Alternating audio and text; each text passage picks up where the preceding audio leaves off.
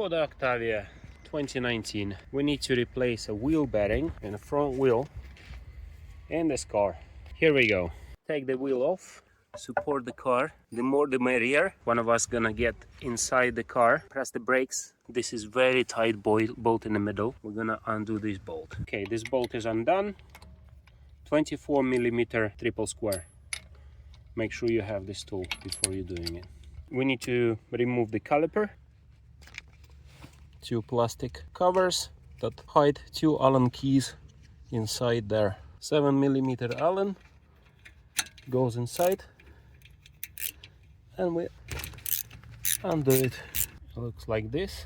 Caliper stud. We're gonna clean it and lubricate it, and the top one. Next thing we do is just move the caliper, wiggle it out. You can wiggle from side to side to release the pressure from the piston, and then you simply just take it out. These brake pads we're gonna replace. They're about to go anyway. Sit on a springs like this, and then we're gonna support the caliper with the wire to the spring so it stays out of the way.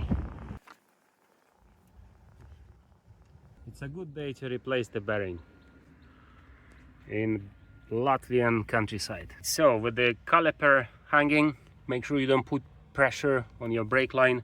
We have one T30 bolt here that holds disc in place. So, oh, it's moving already. Sometimes it can be a little stuck, give it a few taps. In our case it's not stuck, and this is the bad boy.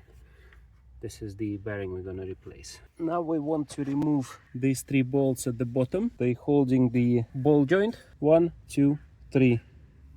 16mm. Now we can remove this ball joint of this, and now it's all freely moving almost. What we're gonna do next, we're gonna tap the drive shaft out of the bearing. Now we're gonna tap the drive shaft out.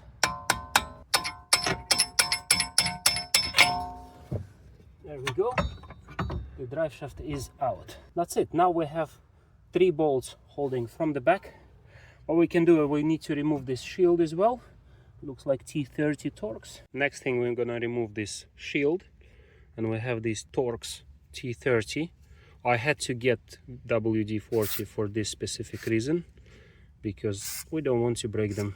And there is another one there. This shield doesn't have to be really replaced because it's not really in the way, but I want to have more space from the back for these three bolts that hold it. So what we do, this is T30, make sure you lubricate it with WD-40, make sure it goes in properly, and then you can open one, and then there is another one here.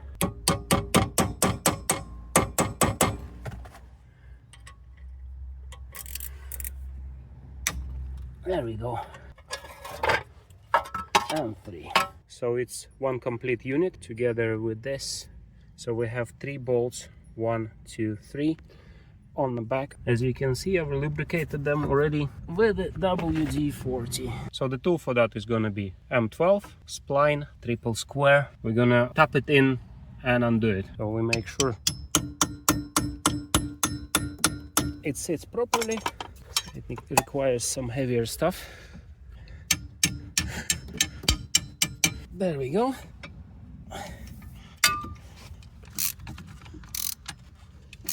Now all we have to do is just tap this one out.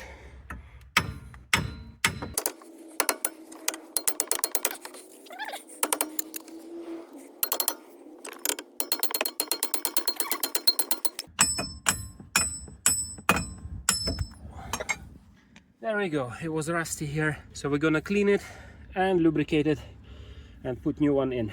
It's always good to compare new parts versus old one. We are going to clean the rust off here, put some lubrication, basically put everything back in reverse sequence. Here are the torque values again. These bolts from the back they are 70 Newton meters plus 90 degrees, renew bolts. Normally they come with new bolts, and the middle bolt is very tight, 200 Newton meters plus 180 degrees. That's why it needs to be renewed, because if you're reusing it at that high torque, it may break.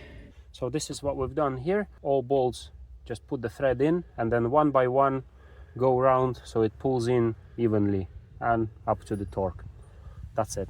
When you pull drive shaft in, you can turn this a little bit so it aligns with the splines, and make sure you don't pull it too far away from there, because it can come out of its position. So just make sure you just do it tidy here. That's it. Thanks for watching.